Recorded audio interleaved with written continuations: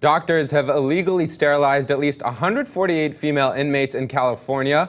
That's according to new research from the Center for Investigative Reporting. The report details interviews with inmates who say they were coerced by doctors into getting tubal ligation surgeries. The procedures allegedly took place between 2006 and 2010 at two women prisons. A lot of the women felt pressured. They felt steered into these surgeries inappropriately by the doctors. One of the women, her name is Kimberly Jeffries, told us specifically that she felt like she was being harassed. You know, the women would go to the prison OBGYN for their usual checkups, and they felt like they were constantly being asked, you know, hey, why don't you consider getting your tubes tied? You know, this would be good for you.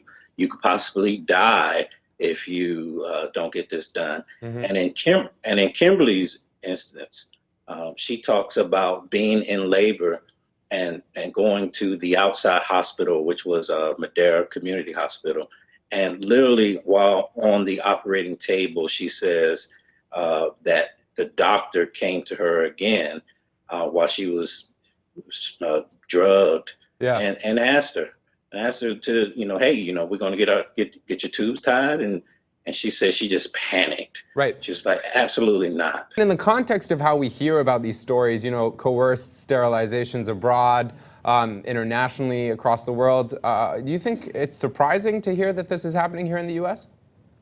Yeah, it is surprising. I think that's what made us curious and made us want to look into the allegations, because there was just this thought that forced sterilizations or coerced sterilizations took place so long ago, and for us to learn that perhaps this was happening, or actually it was happening within the last several years, that drew our initial curiosity. And then to talk to some of the participants, and as you saw in the story, to hear what they were saying, from Dr. Heinrich, Dr. Martin, to the women themselves. I just thought it was so shocking that we felt it was important for the community to hear this.